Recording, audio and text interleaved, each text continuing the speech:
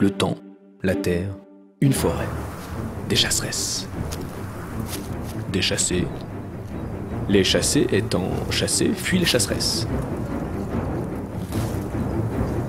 Les chasseresses, dont les pieds chassent, cessent la chasse et... Sous ce macrocosme de chasseurs et de chassés, vit le microcosme des petits animaux de la forêt. Oui, car les chevreuils mangent les branches des arbres, branches où gambadent l'écureuil, au pied desquelles la salamandre sort quand la nuit est tombée, à côté des mares où s'époumonnent les crapauds, avant d'en être chassés par les poissons. Mais si ces chasseresses, après avoir chassé, ouvraient les yeux sur les espèces qu'elles ne chassent pas, que verraient-elles? Eh bien, plein de choses.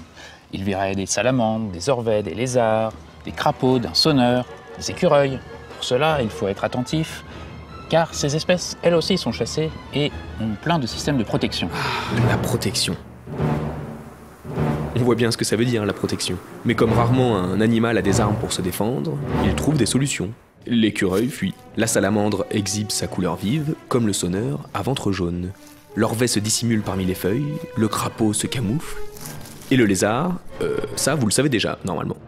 Le problème, c'est que l'homme ne chasse pas seulement les gros animaux avec ses armes, il chasse aussi les petits, en fragmentant la forêt pour construire des villages, des routes, des autoroutes, des supermarchés, des aéroports. Effectivement, nos sociétés, en construisant autoroutes, villes, villages, aménagent le territoire et finissent par fragmenter cette forêt qui se retrouve comme un puzzle dans lequel ces petits animaux doivent circuler, trouver une famille, quoi se nourrir, fuir leurs prédateurs aussi, et ont de plus en plus de mal à se faire une place dans ces petits fragments forestiers. On attend donc de vous de retrouver tous ces animaux dans la forêt pour mieux comprendre comment ils survivent dans des petits, des grands, des moyens fragments, à proximité des routes, des villages ou au plein cœur de nos forêts. Bon, on va s'y mettre. D'abord, on se concentre. Le noir, le rouge, le jaune, le vert, le brun, le doré. Alors oui, on cherche 6 espèces et donc 6 couleurs. Le vert pour le lézard, le jaune et le noir pour la salamandre et le sonneur, le roux ou le noir pour l'écureuil, le brun pour le crapaud et le doré pour l'orvet. Toutes ces espèces, il va falloir les chercher, être attentif pendant votre promenade. Écoutez les bruits quand une espèce se faufile dans les feuilles, regardez dans les arbres si un écureuil ne saute pas de branche en branche. Alors le sonneur, il va falloir regarder dans les petites flaques. C'est un petit crapaud, tout brun, mais dessous, quand il est effrayé, il se retourne et montre son ventre jaune. C'est comme ça qu'on le reconnaît.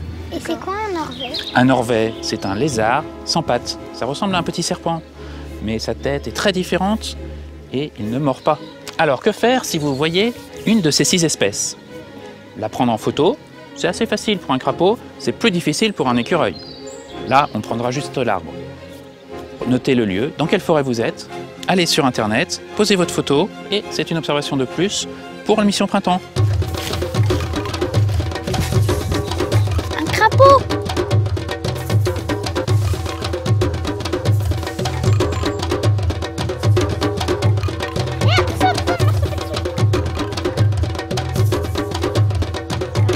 C'est un orvet.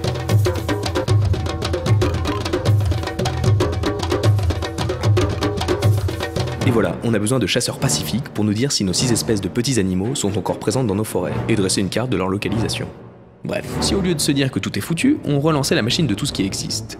Si au lieu de regarder ce qui disparaît de façon catastrophique et résignée, on regardait ce qui apparaît.